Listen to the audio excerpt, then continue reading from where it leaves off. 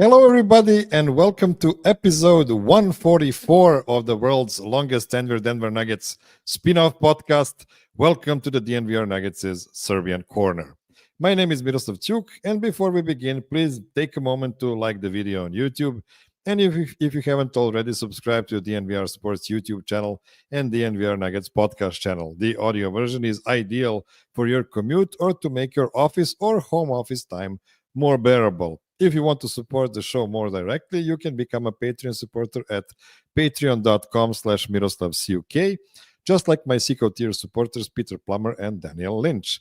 Patreon supporters can enjoy the audio version of this show without the ads. They can also send ideas for guests and topics for the show and come on the show during the summer when the game show month returns with even crazier trivia games than ever before. I'd like to welcome to the family my newest Patreon, Brian Johnson, aka That Jokic Collector 15, who became a Seco tier supporter a couple of days ago. Thank you, Brian. In the week behind us, we saw the press conference where Josh Kroenke introduced the Nuggets' new full-time head coach, David Adelman. Even though people in the room thought that the fact Josh was there, Josh Kroenke, that is, would mean there would be some news about the new GM or, God forbid, the new president of basketball operations, but there were none. David Adelman came prepared very nicely, had some pretty poetic things to say about the unity, mutual respect, support, and other wonderful things. I know I sound sarcastic, but I genuinely like David Adelman and hope his tenure with the Nuggets will be nothing short of amazing. There weren't many seconds spent on the external improvements to either the roster or the front office/coaching staff. I get the roster part. It is important to keep your cards close to you before the draft and free agency. We don't need them to telegraph their moves like a certain Nuggets GM did in recent history. But the lack of news on the front office/coaching staff personnel isn't the most encouraging thing. We do know that Ryan Saunders, Coach Pop, also known as Popeye Jones, Charles Klask, and Stephen Graham will not be returning next season. So I'm interested to see what kind of budget David Adelman is going to have available to hire new assistants. It's not the time to panic, though. There will be plenty of time for that in the upcoming weeks. My guest for today is probably the most frequent non-Nugget fan guest on this show.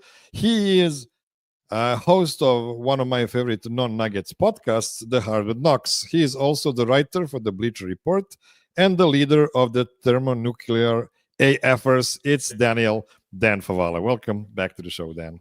Oh, thank you so much for having me back, Miroslav. Always a pleasure. You look like you've been already working today, even though it's Just Sunday. maybe just a little bit. Tis that time of year. So lucky to do what I do, but this is a absurd time of year for all of us. Yeah, so these are the days when there are only so many teams still in the competition, so many more casual, or better said, healthier fans start to tune out of the NBA. I'm here to say they are wrong. These are actually the days when the best content is being put out there. My guys from the DNVR Nuggets crew are putting out banger after banger with the amount of insight that warms my heart. In the same vein, if you want to learn about a random NBA team, or better yet, listen about the dire straits team of the teams you hate the most, you just go and listen to Dan and his partner Grant, who are among the best in the business. Now, you did not expect more endorsement after the intro I gave you, but I had to put some extra effort to thank you for wasting a part of your Sunday afternoon with me. One, it's never a waste talking to you. Two, you remain over complimentary as always. We really do appreciate it. And three, yeah, I mean, I do echo what you said, where I love watching the actual games, and playoff basketball is always a time to kind of renew your love for, like, why do we go through 82 games and just all the crud that you have to sift through for months? It's for the playoffs, which have just been absolutely awesome and chaotic. We have a finals matchup that nobody predicted coming into the playoffs, let alone the regular season. But to your point, like off season is just a time for reflection, for self-evaluation, and there's a lot going on. And so some of the best content is, like the DMVR guys are reflecting on the Nuggets season, and the same things are being done across all these other team podcasts. It's, as someone who covers the entire league, it's hectic, it's exciting to try and, there's not as many games being played now, so you get to kind of focus on where are these teams going, what can they do, what could they should do, and so that's an exciting time of year. How would you rank different parts of the year in terms of content creation? And you can go by the craziness of it or your favorite parts, whatever you want to do. I think I am most busiest at the trade deadline. And I know some people just don't love the transaction game, and that's fine. I love basically all parts of the league, but without fail, and I've been doing this since like 2011 now, Miroslav, it is the single busiest time of year because that's when people are consuming the most content is the trade deadline. The second busiest time of year is basically right now. Kind of when the playoffs begin, it starts. So you get really busy because you're trying to keep track of every series, watch every game. But when you get to a point where it's like, oh, there's only like around the conference finals, it feels like I would say, it becomes draft prep. You start talking about free agency. You're tackling the trade rumors. You have all these teams that have already lost. So you're looking at their cap sheets and their biggest needs and who's available. What could they do? So this is the second busiest times. I think it starts right around the conference finals, then runs through the meat and potatoes of free agency, covering the draft and then that, just because transactions are wild. Then the third busiest time of year, I think, is just the start of the playoffs because it's like bing, bang, boom with all those series. And that's when you have to consume every game. It's not just, oh, I need to do this film work on player X or team X. It's no, I want to see everything so I can kind of understand what's going to happen next game or where does this team go wrong as I'm looking ahead to their off season. So I think those are the three busiest times of the year. And if I went one deeper, the start of the regular season is certainly in contention with like the start of the playoffs. It's all that you went from having no basketball to now all of a sudden you have a lot of basketball. And that first, is it a Wednesday? Is it a Thursday? Is it a Tuesday? But that first slate where there's like 12 games is always overwhelming for me because it's like, well, how did I do this? How did I navigate this last year? So yeah, I think those are probably the four busiest times in the league's calendar. And I think, look, the Luka Doncic trade proved why the trade deadline remains just the kind of the watershed moment for the NBA. I think you've already covered something like 16, 17 teams did their outlooks before the off season, and you're gonna do all of them, of course. I think it was like 5-6 days ago you did the Denver Nuggets, so I just call everybody to go back and listen to Hardwood Knocks from last week regarding the Nuggets. It was a really good content, and we're gonna talk about stuff you talked on that show because you got the very even keeled reactions from Grant, and now you're gonna get some really hot takey reactions from my side because I'm emotionally invested. Okay, my most recognizable and probably most annoying treat as a NBA yapper is the fact that I remember other people's takes on different teams and players for way too long. So I remember clearly you picking the Nuggets to win the championships in 2023 and 2024, but also murdering Calvin Booth for his actions and, more importantly, non-actions in the summer of 2024. Now that the Michael Malone era and, to a lesser extent, Calvin Booth era are over in Denver, how do you reflect on those two figures concerning the last three seasons? So a championship and 2 second-round exits. It's kind of confusing as hell because you hear about all this stuff in the aftermath of both Booth and Malone leaving of just how bad it was behind the scenes. And it's almost kind of like, it's really impressive that this team ever even won a playoff series while all this stuff was going on, let alone a championship in 2023. But it's also kind of sad because it's like those warring agendas or whatever they are, the disagreements, it could have derailed what felt like, and I said this at the time, I mean, you want a level-headed approach, this clearly wasn't it. I said, the Nuggets are just going to be here, back in the finals again. I picked them to win the 24 title. I thought that we asked the question, could they be a dynasty, but I thought that they were just built to last, and they just clearly weren't, and some of that has to do with the talent on the roster, but a lot of it seems to do with just the disconnect between the coaching staff and the front office, and then maybe even ownership at that point. So that's really a bummer to look back on. But I do think, you have Nikola Jokic, so that's certainly encouraging. But when you look back at this latest playoff run, they've given what is probably is the heavy favorite, I'll say, to win the title. They pushed the Thunder further than anybody so far. And so that's something to look at. The defense they played in that series, that's something to look at, but it kind of just reinforces like, okay, like this team is really good and you need to figure out a way to maximize it. And that's basically been the question of since they won the title is how do you continue optimizing this group? And there were things that were beyond their control. They could not have paid Bruce Brown to come back. He has not been the same player since he left anyway. So there's been some things that are beyond their control, but to kind of see this fall off in like the talent at the top of the roster, it remains the same. But to kind of just see this drop off in optimism for a team that felt like it was built to last is a bummer. And I really do think that just again the word disconnect, if you want to frame it kindly, between Michael Malone and Calvin Booth seems like it had a lot to do with it. Today we know, I think, way more about the fallout of the new CBA than we knew a year ago. And with all this new information, would you change your F grade for the Nuggets 2024 offseason? No. I might like if you want to bump it up to a D minus. There was, and I probably did issue like a Calvin Booth apology where it's just like I didn't realize how scared of the second apron teams are going to be, and it's not about the tax bill specifically, though for owners it certainly is. Just the restrictions it places on you when it comes to team building, and because so many other teams are up against those restrictions or trying to avoid them, it makes just transacting while you are restricted that much harder. So I even misread that situation. But like the thing I'll just point to, and this isn't the only thing I didn't like, you don't get to burn the mini mid level 2 years in a row on someone that you will need to include an asset to dump immediately thereafter. So like the Reggie Jackson trade after the mini mid level, and they just don't even have second round picks to trade right now to get rid of Dario Saric when he picks up his player option. They could trade 2032 once the league year resets, but like that's objectively terrible. Like no teams are using that one. I'm not even advocating for holding it, but damn, like use it on the right play. You got more traction out of your minimum by getting Russell Westbrook back.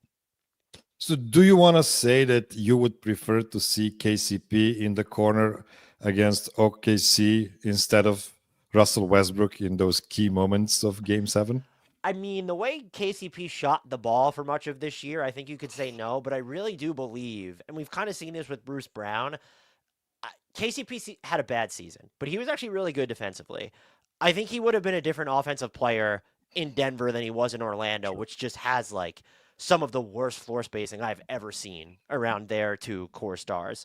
So that money would have been a lot, but that deal, it looks really bad now. It doesn't look nearly as bad as it like it wouldn't look nearly as bad on the Nuggets, and I think it would be movable. And do I think the Nuggets would have been how much better would they have been? I don't know. Their rotation certainly would have been deeper. And I think as we're kind of seeing with look at the last two teams that are standing, have two of like the deepest rotations in the league. And it's not just about that depth saying we're going to play 10 guys every night. It's no, like we can extend it to 8 or 9 guys in the playoffs. Or like sometimes we need to shorten it. But if this isn't a Benedict Mathurin series, use the Pacers against the Knicks as an example, we have other places to turn. The Nuggets have not had that luxury. And part of that is, I mean, you can point to, did Michael Malone do enough to develop talent XYZ? But it's also just they were bleeding talent and they couldn't figure out a way to replace it internally or externally.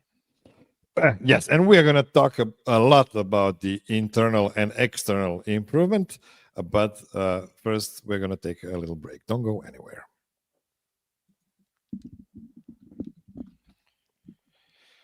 Okay, so then Josh Kroenke acknowledged Nikola Jokic's comment after Game 7 when he said the team wasn't deep enough to win more than one playoff series this season, and that it is his job, Josh Kroenke's job, to make sure said depth is addressed for the next season. He also mentioned the need for a lot of that improvement to be achieved internally.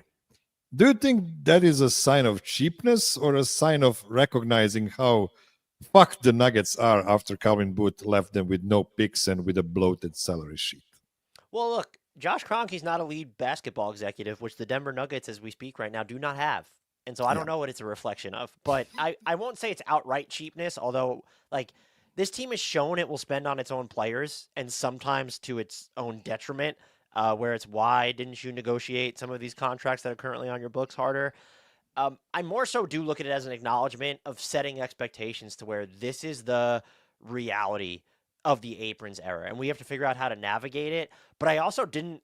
I wasn't too fond of the like, just kind of hinting or dancing around the idea of running it back, because even if Peyton Watson improves a great deal, where's your reliable seventh guy coming from? Is it Russell Westbrook coming back? Do you have high hopes for Julian Strother? Also, what is the level of improvement for like how much better can Christian Brown realistically get? I just don't, saying a lot of it needs to come from within is borderline alarming. I think it might be a nod to, well, we don't have a ton of trade assets, and that's where you're going to make like any real dent would be on the trade market. But it's also just, you're not teaming with all of these guys that have a ton of high upside. The sheen has worn off of some of these draft picks. And I still I like Julian Strother as a shooter and like coming into someone who could get it up, can move around the floor. I don't know what he's going to be defensively. I don't know what Peyton Watson's going to be offensively anymore. That dude's extension eligible now. He's been in the league for 3 years. Christian Brown is extension eligible. They will continue to get better, but I think we might be at the point where you have to wonder, is an exponential leap from anybody coming? And if you're talking about internal growth, I sometimes wonder, are they still talking about Jamal Murray and just like coming into training camp in shape and like playing more consistent basketball?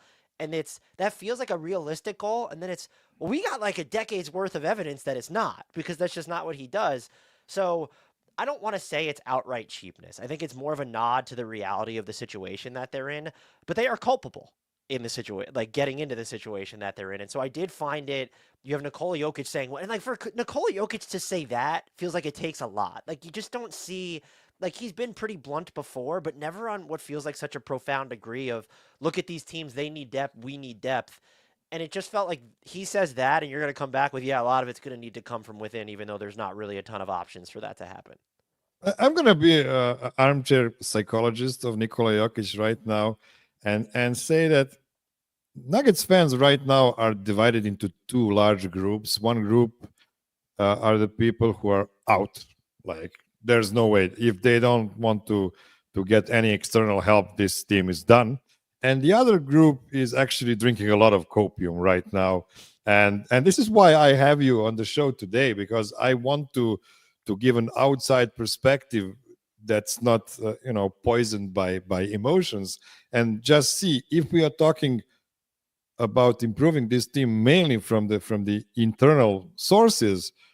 Those sources are not really that deep. Like the main guys who are the best guys on this team don't have a lot of room to expand their games. They're already very mature players with their own habits and routines, and we have a bunch of guys picked in second round or late first round, where you can expect some jump in their games, but I don't think we are talking about the young cores from teams like Detroit, like Houston, like OKC, who have the real upside to expect their young guys to go there strongly. Okay, were you surprised that David Adelman was promoted to a full-time head coaching job before the Nuggets hired the new GM? And how many teams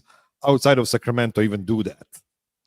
It's not it's not something that used to happen often, but it just kind of feels like, because the Pelicans sort of did the same thing where it was, we have our head coach in place and you can't fire him, Joe Dumars. And like that's objectively weird. Like front offices come in and you want to give them the latitude to leave their mark. And so I'm not surprised that David Adelman was hired, but I am surprised that like that decision was made before installing a lead. For like, if let who's ever coming in, don't chain them don't tether them to anything. And if you don't like their vision, then you don't hire that person. Like if someone comes to the meeting and said, well, I would strip it down, trade Nikola Jokic, and I would start over. Okay, just don't hire that person. So, but you want someone who you're coming in and you're effectively saying like, no, it needs to be this guy. Like we've already made that decision. And I think David Adelman did a heck of a job and earned this more extensive look, but to me, it's weird optics, it's weird process, but maybe it's becoming something that's the norm, because I mean, you don't want to say, well, the Kings did it, so it's okay. That's not a good example to lean on. And even the Pelicans are not an example of a good, well-run franchise, but it's just weird. I'm not saying David Adelman didn't deserve it. The order of operations here is just bizarre. I also thought that maybe it was a kind of a panicky move. Like they didn't want to let David Adelman speak to other teams before they offer him a contract. So they probably just wanted to lock him up as soon as possible.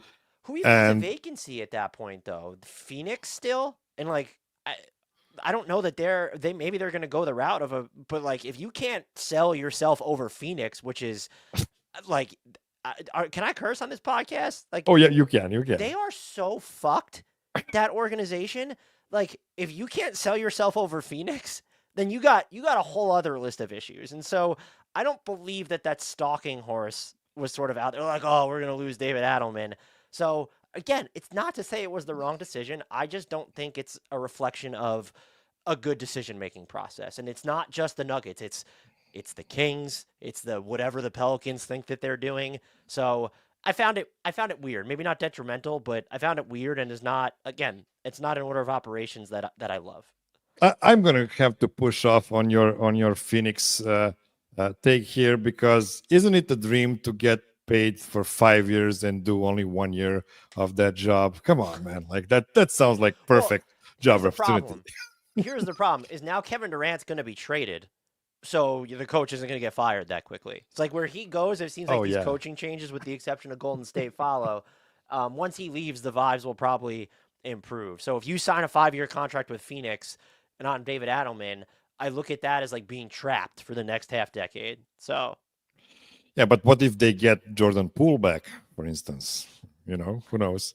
Okay, enough jokes. So how would you? We are now going away from the internal improvement of the roster, and let's try to help at least the Nuggets in ways they could improve their roster externally. So how would you power rank the Nuggets trading assets from the most desirable to Zeke Naji? Oh man. I mean, that's the problem here. So if to me, I remove the players that I would view as indispensable, and that's Nikola Jokic and Aaron Gordon.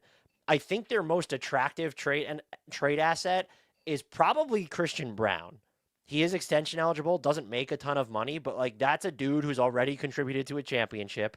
The defense is really, really good. I think he improved a lot on offense this year. I'd like to see him in more situations where can he make decisions against 3-on-2, or just make more offensive decisions on the ball. The 3-on-2 situations, however you want to frame it.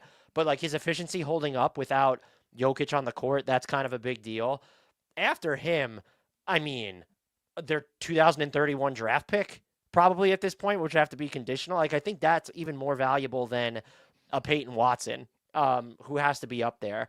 I don't know where to put Jamal Murray on this end of the spectrum. I think he's a fantastic player. But that's one of the deals that you look at and wonder, if the Nuggets had not offered him the max, is he just not going to – who was giving him the max this summer in free agency? And I'm not necessarily a fan of teams trying to deflate the cost of their own players and playing hardball. It's also not something the Nuggets have historically done. But, like, you have to understand the realities of the new apron, the era of aprons. I don't think players like Jamal Murray, especially coming off – like maybe the rookie max is a no-brainer – but like if you come off that deal, you're not going to, as a player of Jamal Murray's caliber, I don't think you're going to be guaranteed a max contract anymore. I think we're going to see issues where the Kings will have trouble moving Domas Sabonis if he wants out or they decide to move on. The Celtics could have issues moving Jaylen Brown for positive value because of that contract.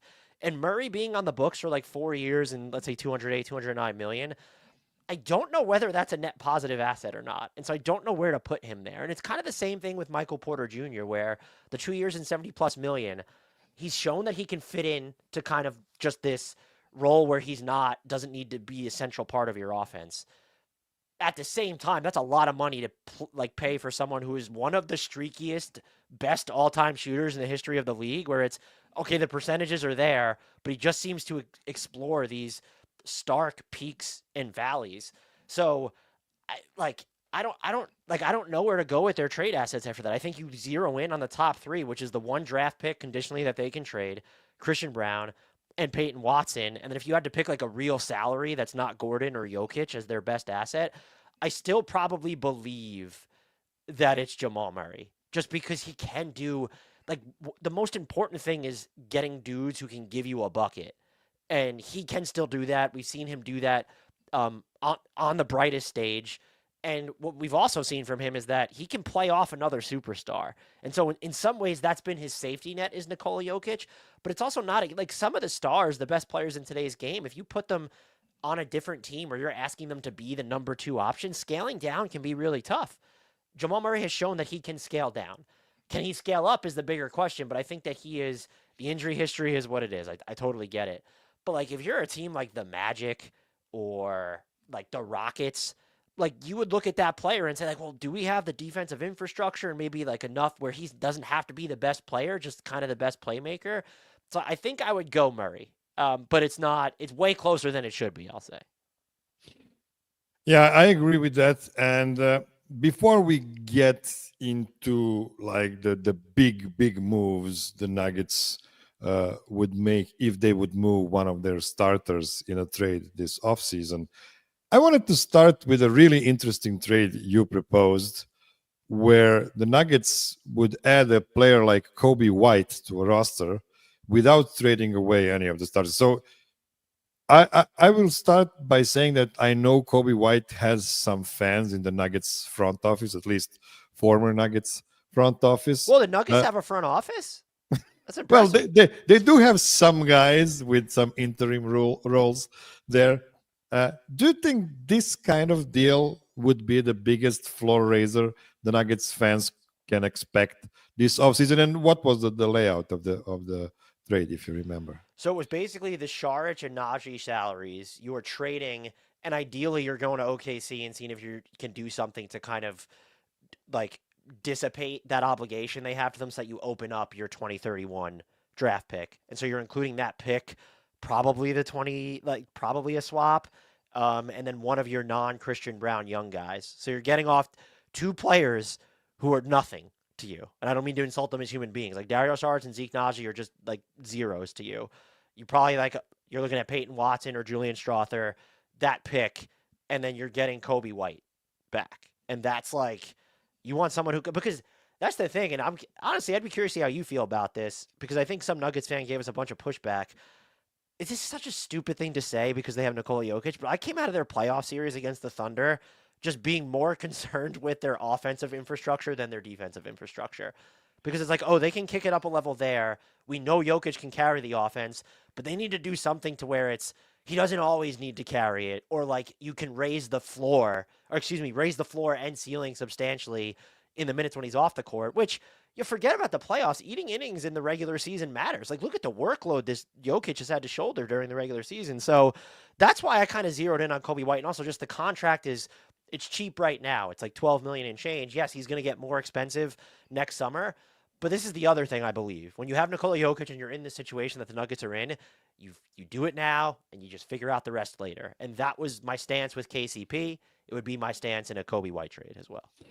I would give this trade idea an A+++, for several reasons. First of all, as you said, you're getting rid of 2 of the worst contracts you have on your books, at least when we're talking about non-max guys on the team. And you are adding that 2031 pick, and I will add to that Nikola Jokic is 30. He's going to be 31 next April when next playoffs start. So fuck them picks. And on top of it, you chose Chicago Bulls as a trade partner here because you know that's possible. Like, you know Chicago Bulls would do something like this, because I think it's a pretty bad deal for Chicago, just like it was last year with Caruso and Josh Giddey. The one thing, so I think it's really realistic. This is what I want to say. Well, it's like everyone just views the Bulls as a team that they can exploit. But what I think is interesting here is that that pick, and if you're including the swap, Jokic would be what in 2030? He's going to be 35, like 36. We're talking about, like, we don't know what the Nuggets are going to look like then. If you're the Bulls, do you have the forethought to say, like, 5 drafts from now, we're going to control the next 2 Nuggets picks? Like, that's not, like, that's a pretty significant return. Now, you have to talk yourself into, like, the immediate being painful, but if you're a team that's going nowhere, like they're just trapped in the bottom of the middle, basically, which it seems like where they've been aiming for. Kobe White's headed for a mega payday. They're about to pay Josh Giddey for some reason, might get 150 over 5 years, which is just insane to me.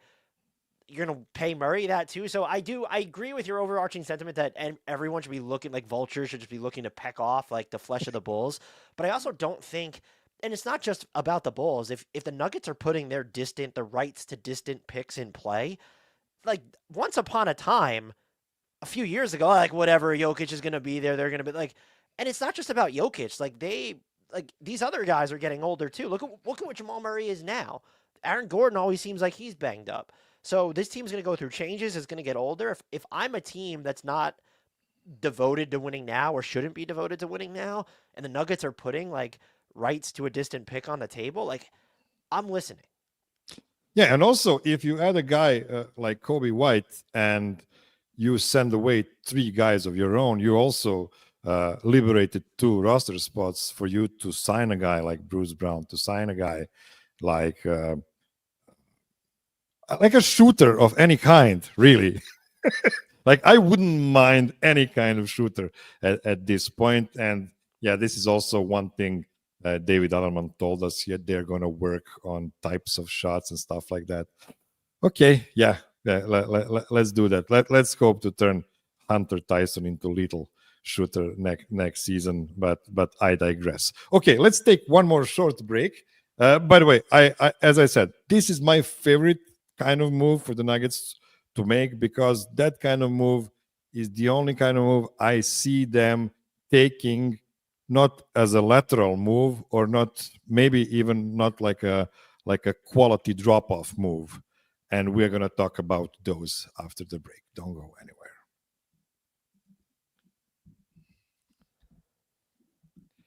Okay, we are back. So you also had some ideas on how Michael Porter's contract could be used for trades this season. Yeah, I mean, I think the goal would be, to me, it's really tough to I get like a singular upgrade from Michael Porter Jr. Like if you're gonna use him to go get Kevin Durant, then sure, you just do it and you deal with the consequences later. It's Kevin Durant, Nikola Jokic together. But like, can you break him up into 2 or 3 rotation players? Is like kind of the question that you need to ask yourself. I don't like that wording with Michael Porter breaking up. Sorry. So can you divest Michael Porter Jr. into like 2 or 3 rotate? Can you spread out basically his salary slot? Can you spread it out to 2 or 3 rotation players?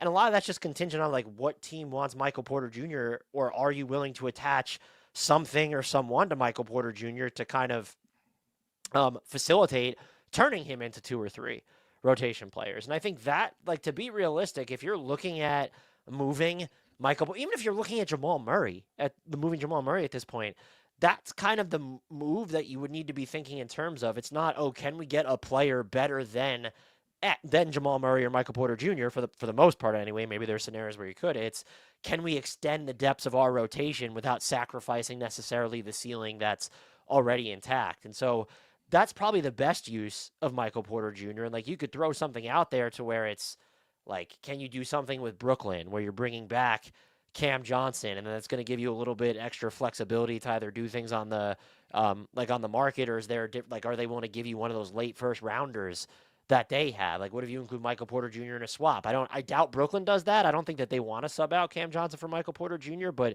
it would be like a move along those lines to where it's you're getting back 2 players or a player and a draft pick that you can use on a cost controlled player.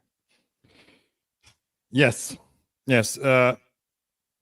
Those 2 guys you would get for Michael Porter probably wouldn't be as flashy as some people would think. One of those 2 guys would probably not have a great contract on the books related to the salary, related to the quality of play that a said player provides. But it is what it is. It would be kind of a lateral move in my view. Michael Porter at this moment is a selective playoff player. He can play really well in certain playoff matchups, and he literally cannot play in some other playoff matchups, and that's not ideal, especially if you only have 6 guys like the Nuggets had this off season. So if you turn one of those into a player you cannot play too many minutes, you're in a bit of a pickle. Okay, now it is time for my favorite trade asset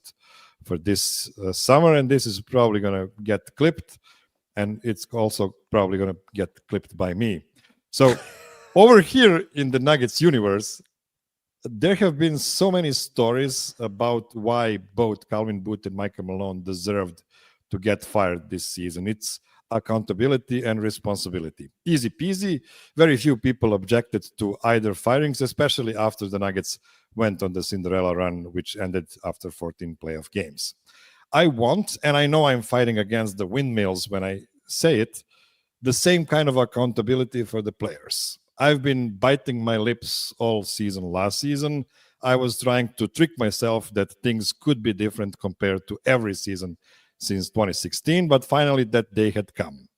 I'm asking the Nuggets to take a step back because there is no way they can get better or even at the same level of aggregate talent after that trade. But I'm asking them to show no player is above the team, and especially their max contract guys cannot be excused for coming to the training camp year after year in suboptimal shape.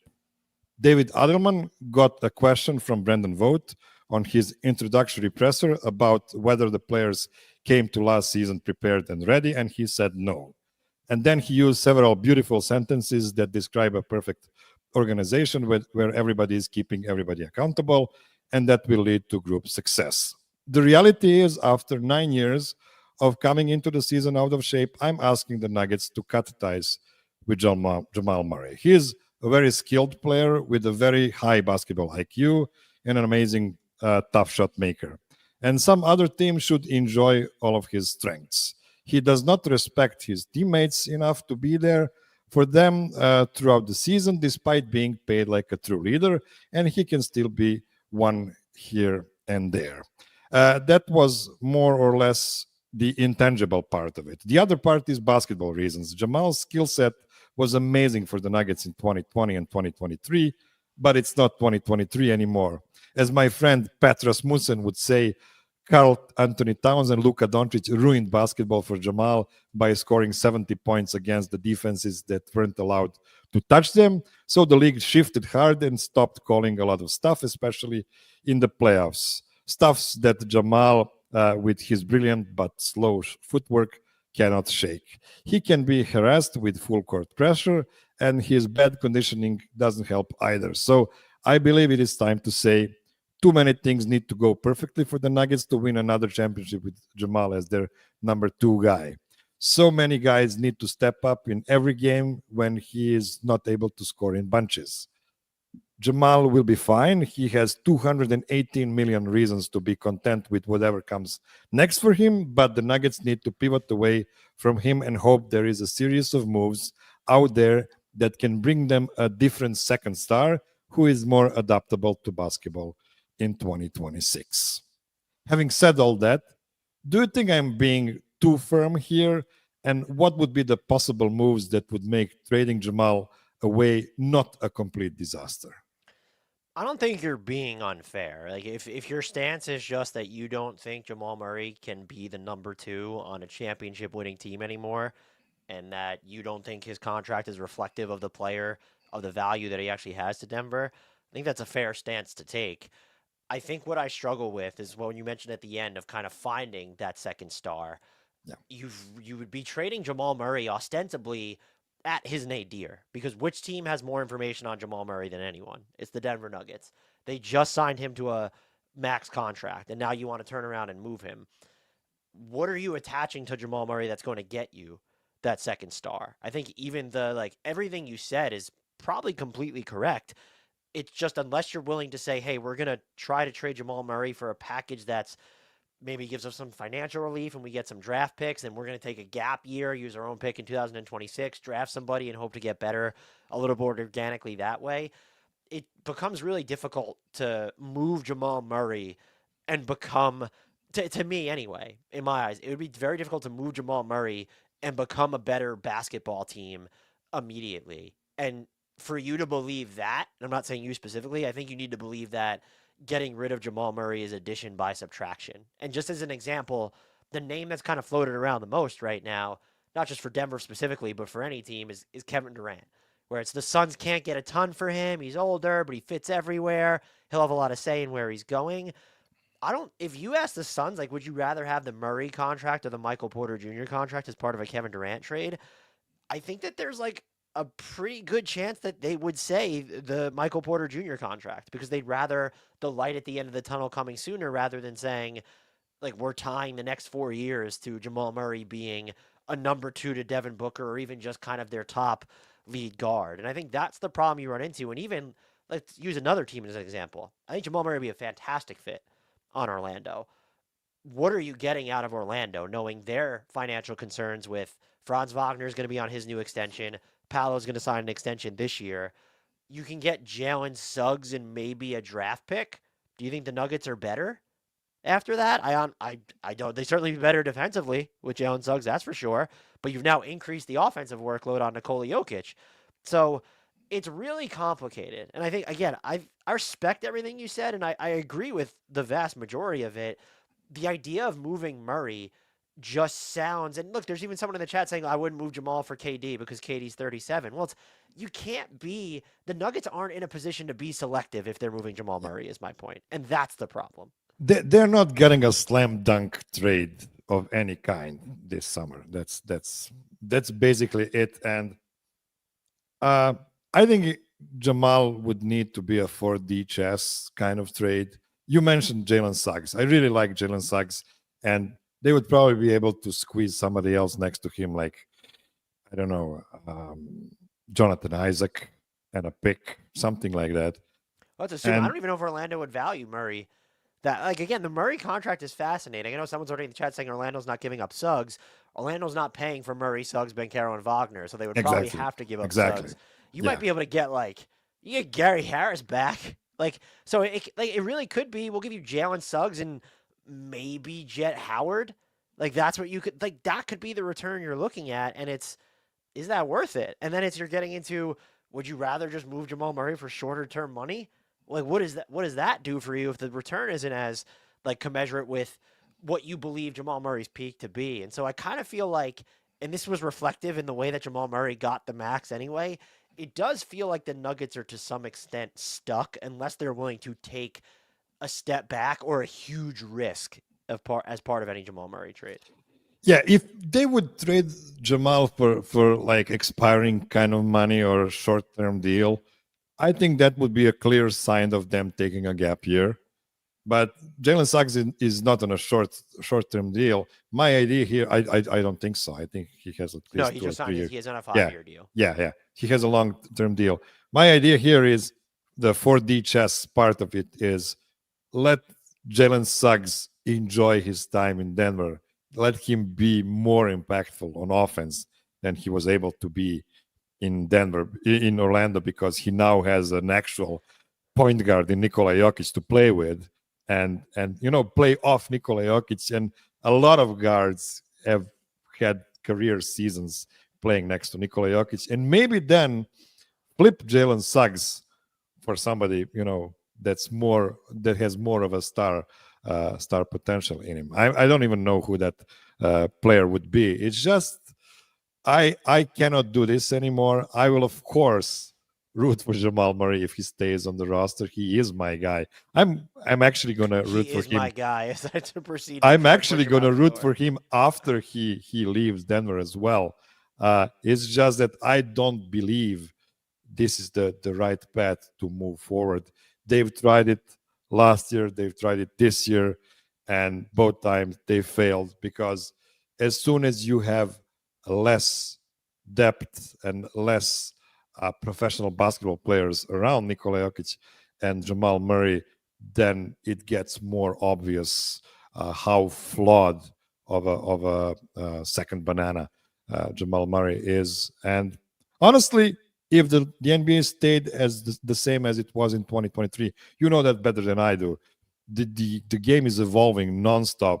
The guys coming from this draft are crazy long. We are talking about 6'9", 6'10" guards coming into the league this summer. So yeah, I just don't think his game is gonna translate great in the years that are coming So just so to I can us. get a gauge on how out on the Jamal Murray experience you are, I'm just using this as like a rock bottom. If Brooklyn came and said we will take him into our cap space and we will give you those 2 late first round picks that we have this year, are you doing that trade? Like you're talking about taking a step back, getting out from under the Murray deal. I want to make it clear to anyone listening or watching. That I absolutely would not do this deal as Denver. I'm just that curious that how is far out you are that on is Murray.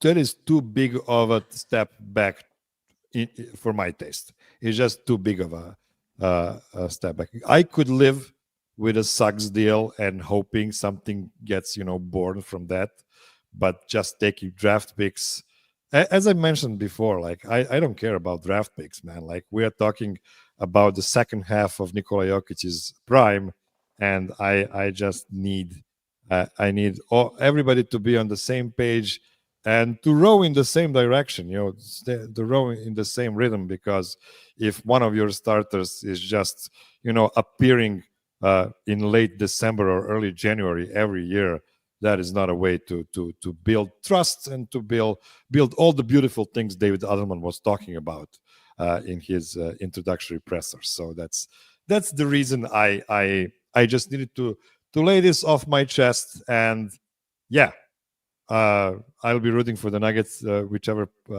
path they choose. It's just that I'm on the record of saying I don't think that's the right path for them to take. Okay, let's take our last break, and after that, we're gonna talk a bit about. There's some NBA games still going on. Then let's talk about them. Don't go anywhere.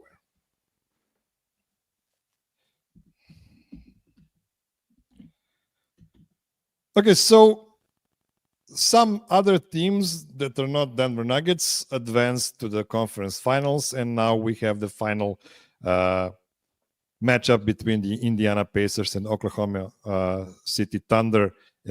So, what is your first impression of that final series? What do you expect from it?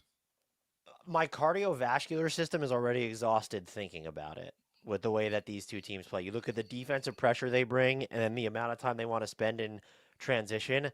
This is going to be a wild series. And I think it's pretty like Thunder to me are pretty clearly the more talented team, but they've had some really we saw it against Denver. We saw it in their series against Minnesota even though they won it in 5. Like there are some highs and lows to some of their individuals on the roster.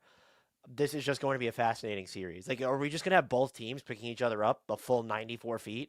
And not just with one guy, but with like two guys at all points? I am so intrigued by this series. And for people who root for longer series, if you knew the Thunder already in there, like you needed the Pacers to beat the Knicks because they are clearly the team that is better built to go up against what is, I think is, I don't even call it a budding juggernaut, but now it's just they've arrived as a juggernaut in OKC. For me, I agree with you. I believe OKC is a more talented team. I'm gonna be rooting for Indiana hard in this series. It's just that honestly, if this series goes longer than 5 games for OKC, I would be a bit surprised. What do you think is the key matchup in this playoff series? Ooh, that's a good one. I think it's going to end up being who does OKC use to predominantly defend Pascal Siakam? Mhm. Because they have a bunch of different options there, and we know who's going to see the most time on Tyrese Halliburton at this point. It's going to be a combination of Lou Dort and Alex Caruso, I would imagine. Um, like Pascal Siakam is the guy who does a lot of their bailout stuff in Indy. So if it gets later in the shot clock than they prefer, they're operating a bunch in the half court. Or if the Thunder are going with one big and maybe Chet's on him and they want to try and punish a mismatch down low. We saw it with the way Siakam played. I mean, throughout the conference finals, but specifically in Game 6, he is so important, and he's a lot better than I think a ton of people realized when the Pacers made that trade. But I just don't know how Oklahoma City. I imagine Mark Daigneault's going to throw like 80 different looks at him. Like we might see We might see J-Dub on him. We might see Hartenstein or Chet Holmgren on him. Well, maybe we'll see some Lou Dort and Alex Caruso on him. There's going to be a bunch of different looks, and so the matchup that most fascinates me for this series I guess it's basically Pascal Siakam versus the Thunder defense. And on the other side, do you think Indiana has enough length to combat SGA? Between Aaron Nesmith and Andrew Nembhard, like those guys defend really hard.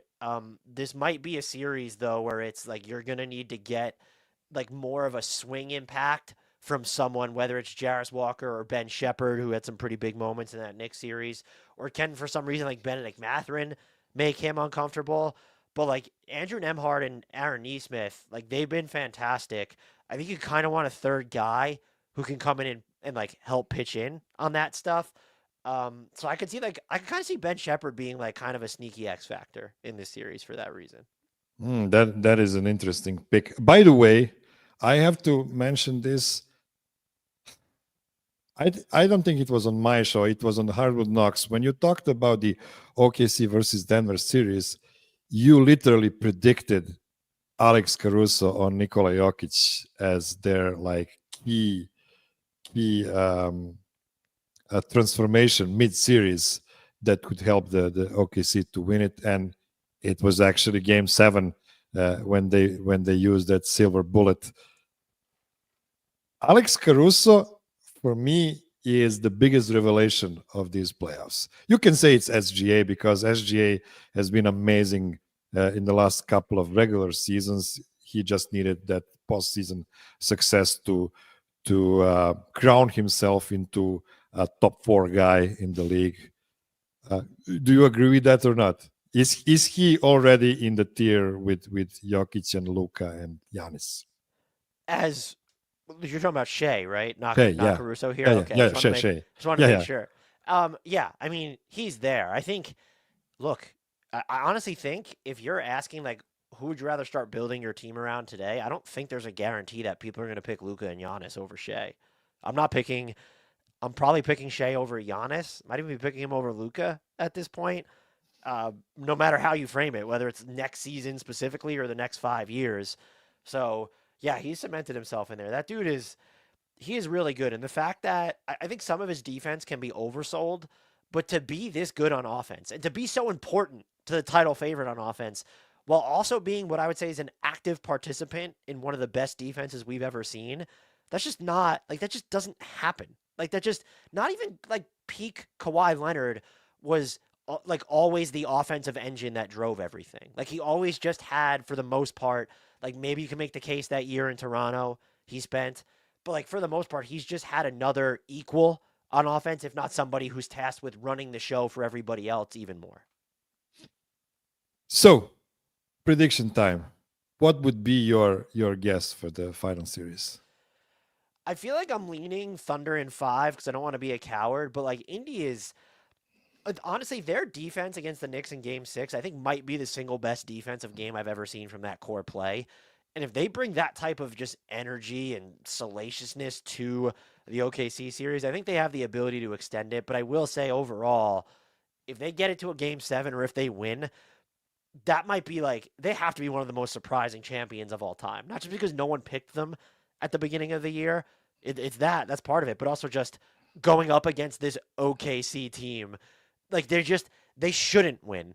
But if they do, that would be shocking. So I'll say OKC in 5 right now, but that just feels so disrespectful after everything we've seen from the Pacers. Yeah, I know. I have to agree with you with OKC in 5, and I also agree with Indiana is just so fun to watch. I mean, I always come back to 2021 when I proposed back then the trade for Haliburton, Michael Porter for Haliburton. If you remember, that was the best Michael Porter's season. He was averaging like 19 points per game. Hali just finished his rookie season. He was really good, but he was also, next to De'Aaron Fox. And it turned out Sacramento actually decided to trade him away. Can you imagine the duo of Haliburton and Jokic on the court? That's probably my favorite. It used to be Steph and Jokic, but I'm not sure anymore, man. Hali and Jokic might be my favorite, fantasy duo in the league. I don't know. Steph and Jokic I think, would still be up there. Obviously, Steph's getting older, so there's Yeah. that. But I mean, Hallie, your point. I think it's even more salient now because ever since the Buddy Hield trade, like the stuff that they've done with Halliburton off the ball just makes you think like, yeah, how are you supposed to stop that? This isn't like I just don't because part of the criticism of him was in Sacramento was, well, how do you make the De'Aaron Fox and Tyrese Halliburton dynamic work when they should both okay, they could both be good off ball shooters, but what else could they do? Tyrese Halliburton's flying around everywhere when he doesn't have the ball. Like he'll set screens in Indy. That would be yeah, that'd be a terrifying duo for sure. I forgot to ask you, how did you survive the Knicks Indiana series? The Knicks are your team, right?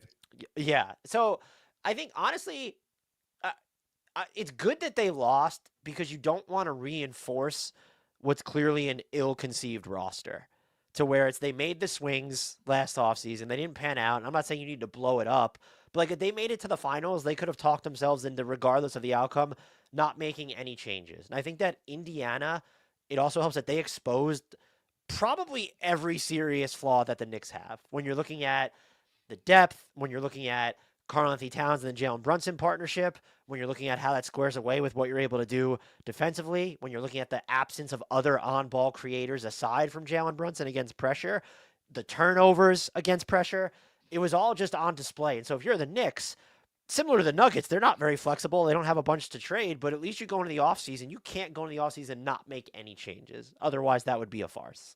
So it's good from that perspective, but the fan in me is like, yeah, it would have been cool to see the Knicks make the finals for the first time since '99 for sure. But I picked them to win the series. I kind of went heart over head there. But they weren't even close to on Indiana's level throughout that series. That was clear by the end. I don't think you were alone, by the way. Many people picked the Knicks over Indiana in Eastern Conference Finals, and yeah, Indiana, I guess, has surprised many people. Again, what a run! What a run! I'll be rooting hard for them. Okay, then tell people where they can find your work. They can find me at Bleacher Report. So that's where the bulk of my work goes. And then I would implore everybody who likes the NBA in general to come check out the Hardwood Knocks NBA podcast. It's spelled exactly as it sounds, wherever you get your podcast, YouTube, Spotify, Apple, the whole nine. And we're pumping out, as Miroslav said at the top of this, we do off-season look-aheads for every NBA team. We typically do preseason look-aheads for every NBA team with a guest. I don't know if those are coming back this year just because they're a lot of work and the payoff for them is just not as great for us, but it is something we enjoy doing, so we will try. But yeah, so come check us out. We talk about the entire league. We have a lot of fun doing it, and I think I'll put our stuff up against pretty much anybody's. So go give us a shot over there. You will not regret it if you check it out. In case you haven't already, everything is delightful from the opening tune to the show to all the little inside jokes Dan and Grant have in the show. All right, that is all I've prepared for you this week, my dear listener. And please, with the cherry on top, take the word prepared very loosely. Be well, be safe, be kind to everybody. Call your mom, and until next week, I'll set you free into the void before the next show with a new greeting.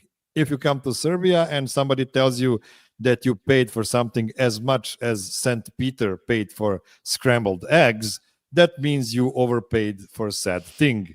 So until next week, platio ko Sveti Petar Kajgon.